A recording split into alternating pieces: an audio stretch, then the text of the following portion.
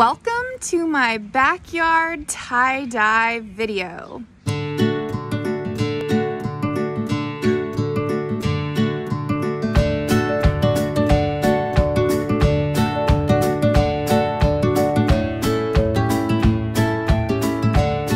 So, these are the supplies you need to get started tie-dyeing.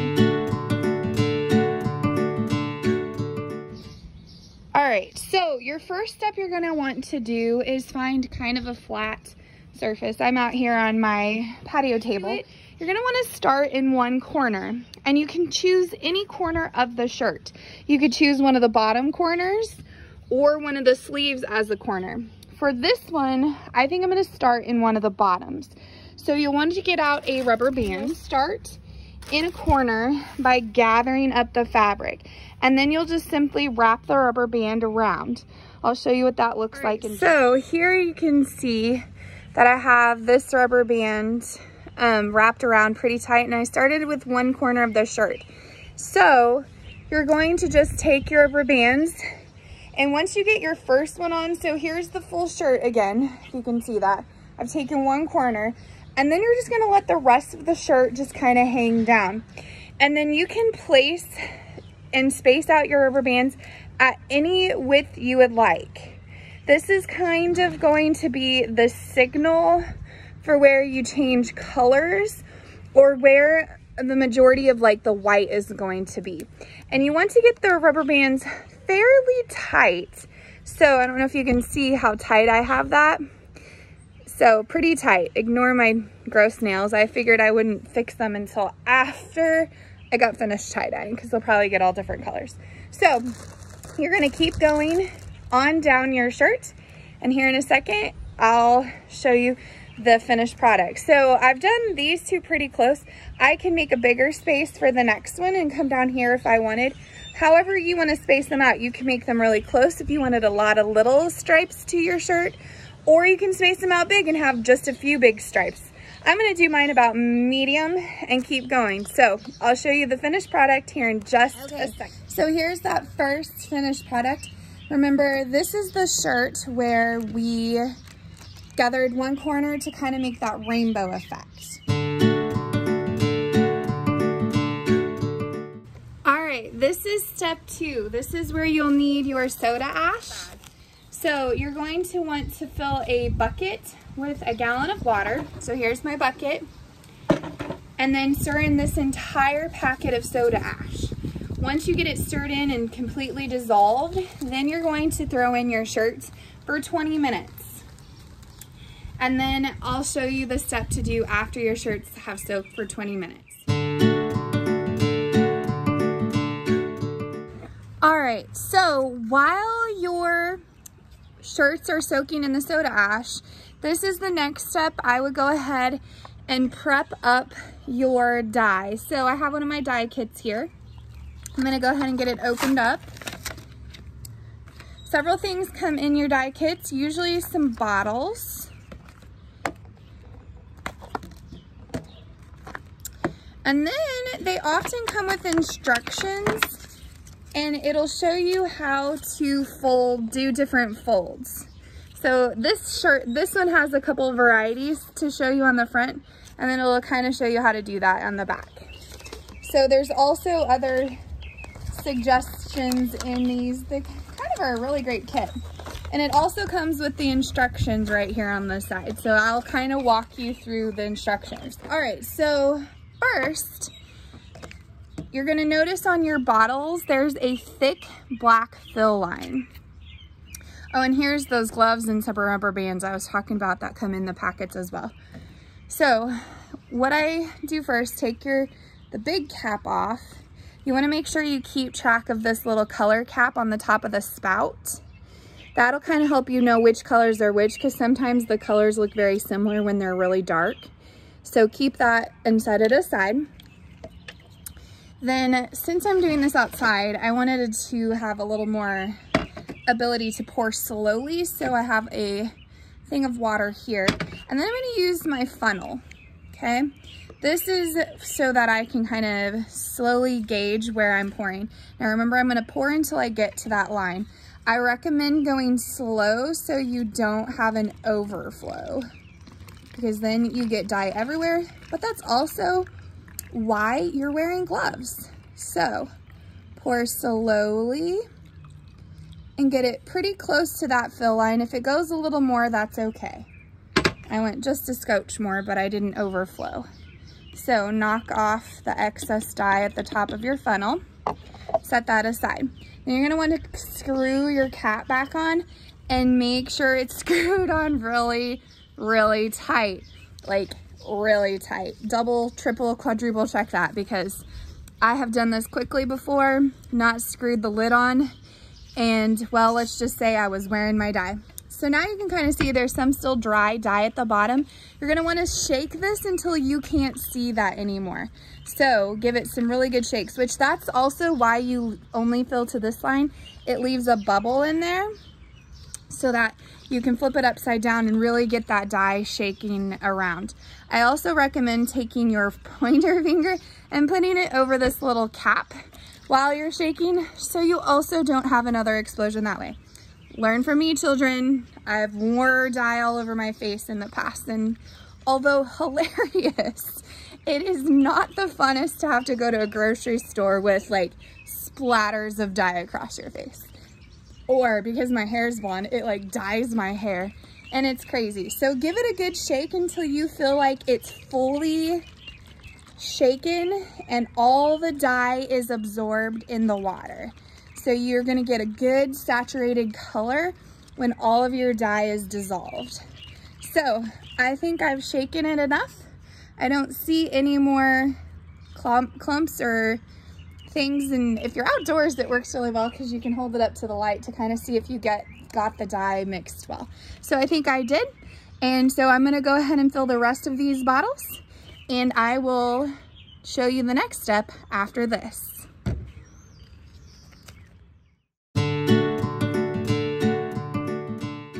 Okay, now once your shirts have soaked for a solid 20 minutes in your bucket, you're going to want to wring them out. So they're pretty drippy. And what you do to wring it out is, I usually do this over the bucket that I'm getting them out of. You just simply squeeze until you get about all the water out. This one's pretty easy to squeeze since it's already in a circle. You just kind of rotate it around and squeeze. You want to get it squeezed as much of the water out as you can.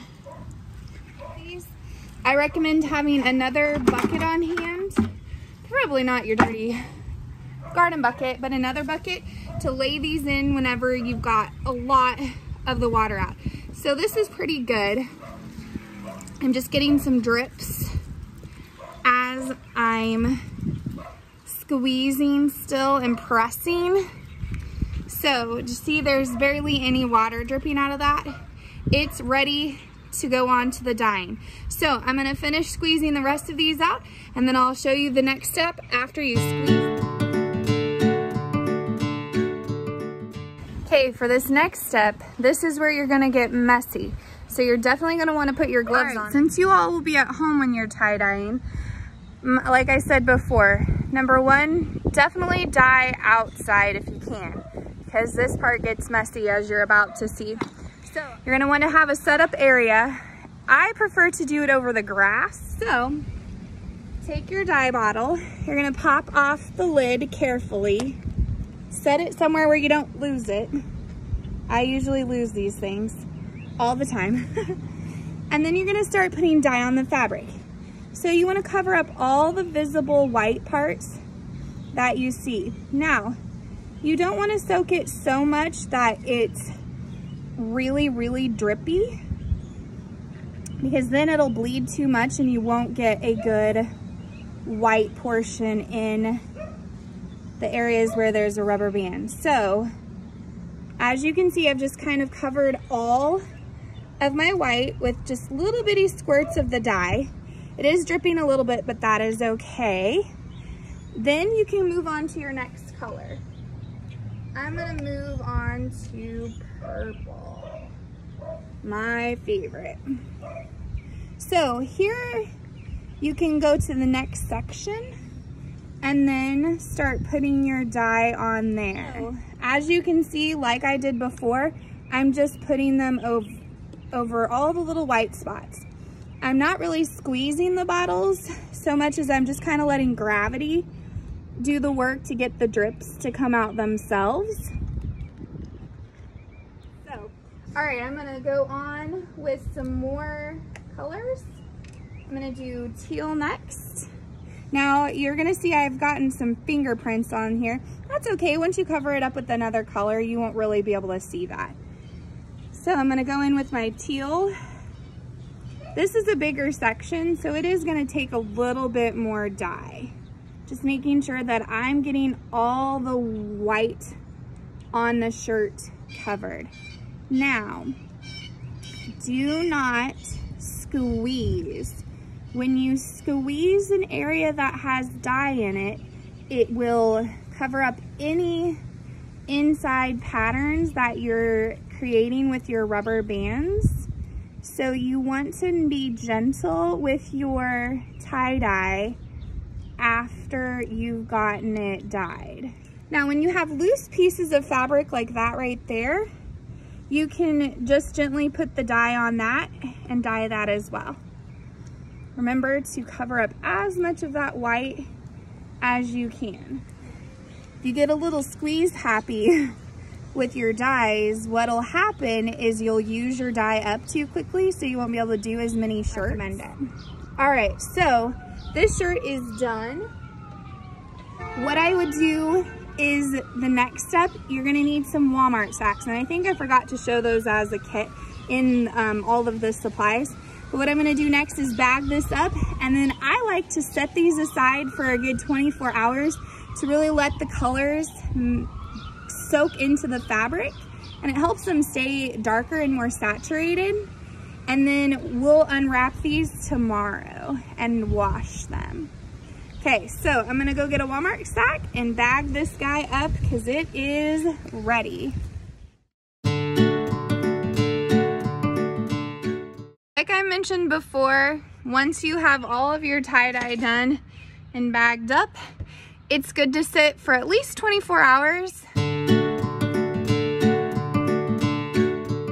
All right, we're here a couple days later, and I'm in my little laundry room to show you what to do with your shirts once they've set for at least 24 hours. This is actually set for a couple of days, so that's okay. You can set 2 to 3 days, usually max is what I recommend. So to get started to wash out the dye, the excess dye, you're gonna need a couple of things. I recommend wearing a pair of gloves again. You're also going to want to have a pair of scissors. And then I usually put down an old towel of some sort, just because the dye will splash a little bit and it can get on your washer and stuff. So if you don't want to have to scrub the whole thing down, I recommend laying out a towel just to kind of have some coverage where you're working. So for getting started, you're gonna glove up as you did before, because now we're working with stuff that is fully dyed and set in. Gonna go ahead and cut. I just cut the sacks open. I don't waste time trying to untie them because I'm definitely not gonna reuse these bags. They have dye all inside.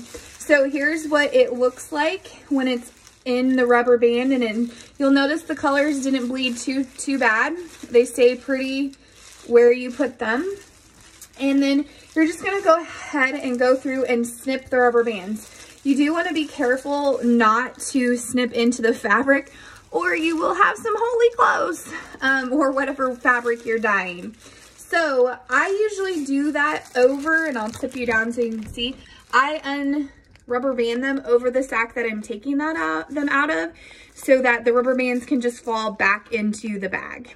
So I'm gonna get busy doing that, and I'll kind of show you the finished product of this first one, when I get it unsnipped. I have it all unrubber band. So what I do at this point is I unfold it. And that's where you're gonna start to see all the fun tie-dye that took place. So, ooh, that turned out really cool. Once I get to this point, I just gently lay it down in the washer. Now, I'm gonna talk about the last step. Let me get my trash kind of pulled to the side.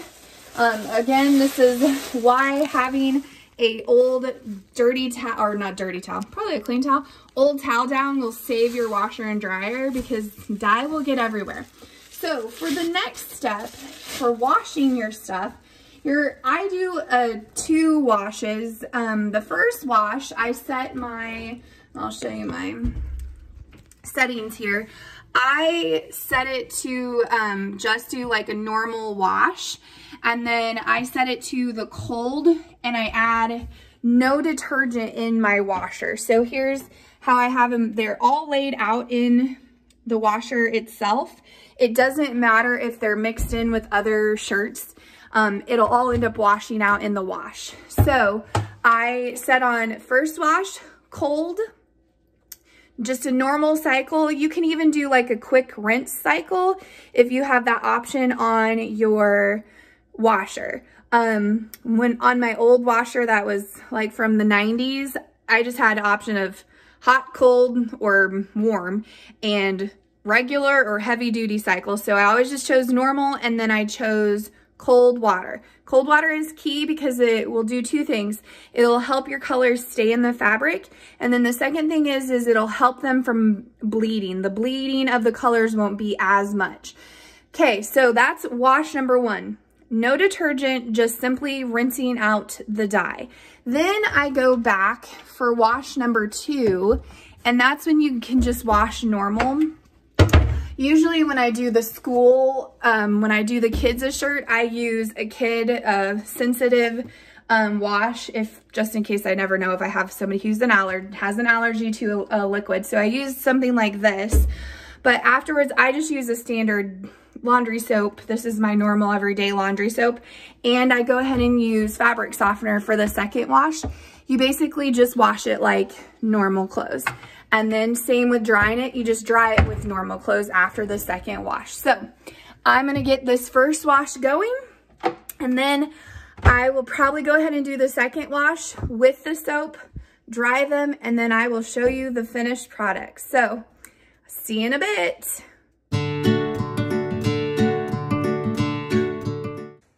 So guys, I hope you've enjoyed this video on how to tie-dye.